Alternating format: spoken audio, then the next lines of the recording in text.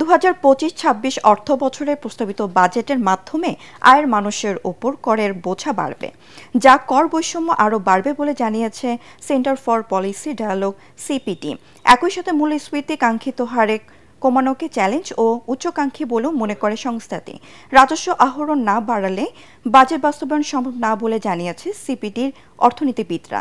জাতীয় বাজেট নিয়ে সিপিডির পর্যালোচনায় এইসব কথা জানানো হয়।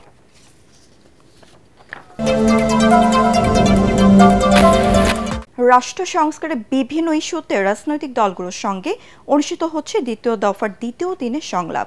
ফরেন সার্ভিস একাডেমিতে রাজনৈতিক দলগুলোর সাথে জাতীয় ঐকমত্য কমিশনের এই সংলাপ অনুষ্ঠিত হচ্ছে।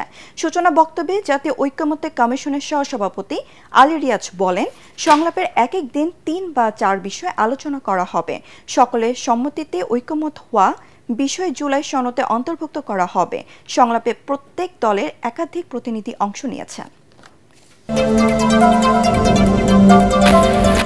চাঁপাইনবাবগঞ্জের ভোলাহাট উপজেলার চাঁদশিকারী সীমান্ত দিয়ে 8 জনকে পুশিন করেছে ভারতীয় সীমান্তরক্ষী বাহিনী বিএসএফ।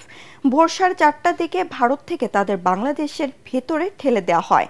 পরে চাঁদশিকারী বিজিবি ক্যাম্পের একটি টহল দল তাদের আটক করে। 59 বিজিবি ব্যাটালিয়ন অধিনায়ক লেফটেন্যান্ট কর্নেল গোলাম কিবরিয়া বিষয়টি নিশ্চিত করেছেন। তিনি জানান, আটককৃতদের মধ্যে 4 জন পুরুষ ও 4 জন মহিলা রয়েছে। এর গত সপ্তাহেও জেলার গমনস্তাপুর উপজেলার বিভীষণ সীমান্ত দিয়ে 17 জনকে পুশিন করেছিল বিএসএফ। সব মশার বিরুদ্ধে সুরক্ষা দিতে এলো বসুন্ধরা এক্সট্রিম অ্যারোসল, মশার বিরুদ্ধে এক্সট্রিম সুরক্ষা। পবিত্র ঈদুল আজহাকে কেন্দ্র করে জমে উঠেছে সারা দেশের কুরবানির পশুর হাট।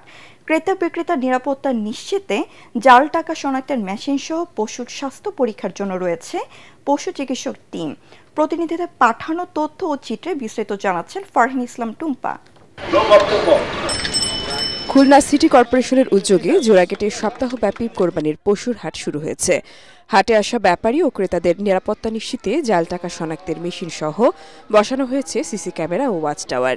নগরবাসীর দাবির মুখে হাসিল 1% কমিয়ে 4% করা হয়েছে। প্রতি বছর 6,000-এর বেশি কোরবানির পশু বেচাকেনা হয়ে থাকে এই হাট থেকে। ঝালকাঠিতে এবছর 29,000 পশুর চাহিদার বিপরীতে প্রস্তুত রয়েছে প্রায় 30,000 গবাদি পশু। মানসম্পন্ন পশু উৎপাদনে নিয়মিত পর্যবেক্ষণ করছে জেলা প্রাণী সম্পদ অধিদপ্তর। বাজার অনেক শীতলতা আছে এবং বাজার কেনার মতো পরিবেশ আছে। 11 পিস গরু আনিছি, 3 পিস বেচেছি। 3 পিস বেচেছি, তা গ্রাম তো কিনারি এখন দেবে, বেচার জন্য তো কম বেশি করে বেচতে আসছে। খামারিরা তাদের ন্যাচারাল খাবার যেটা সেটা দিয়ে গরু লালন পালন করে। তাই সঙ্গত কারণে ঝালকাঠি এই প্রভাবমুক্ত। এদিকে জমে উঠেছে দক্ষিণবঙ্গের সবচেয়ে বড় যশোরের শার্শা উপজেলার 7 মাইল পশুর হাট। এবছর কোরবানির জন্য প্রস্তুত রয়েছে 14,226টি পশু। খুচরা ক্রেতার পাশাপাশি ঢাকা, নারায়ণগঞ্জ, চট্টগ্রাম সহ দেশের বিভিন্ন জেলার পাইকাররা আসছেন ট্রাক ভর্তি পশু কেনার জন্য।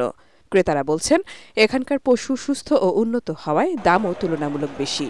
নিয়মিত চলছে পশুর স্বাস্থ্য পরীক্ষা। 14,226টি প্রাণী প্রস্তুত আছে কোরবানির জন্য। এর মধ্যে গরু, ছাগল, ভেড়া সহ অন্যান্য প্রাণীও আছে। গরুর খামারি তার সঙ্গে কিছু উটও এনেছেন বলে আমরা জানতে পেরেছি। বিষয়টি আমরা তদারকি করছি এবং খোঁজখবর নিচ্ছি। হাট ব্যবস্থাপনা সুষ্ঠু রাখতে প্রশাসন, আইনশৃঙ্খলা বাহিনী ও স্থানীয় জনপ্রতিনিধিদের সমন্বয়ে মনিটরিং টিম গঠন করা হয়েছে বলে জানায় হাট পরিচালনা কর্তৃপক্ষ। ফারহিন ইসলাম টুম্পা, এটিএন বাংলা।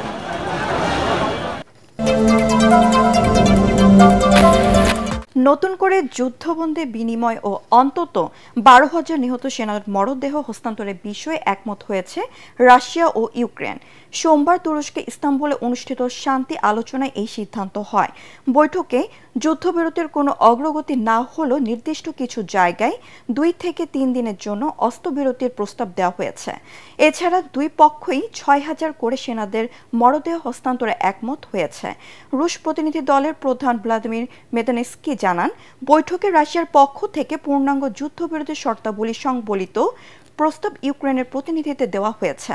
এদিকে ইউক্রেনের প্রতিরক্ষা মন্ত্রী ও কিয়েভের প্রতিনিধি দলের প্রধান রুস্তেম ওয়েমেরভ বলেন, তার রাশিয়ার এই খসড়া পরিচালনা করে দেখবেন। তবে তারা মনে করেন কেবল জেলেনস্কি ও পুতিনের সরাসরি বৈঠকই পারে এই সমস্যার সমাধান।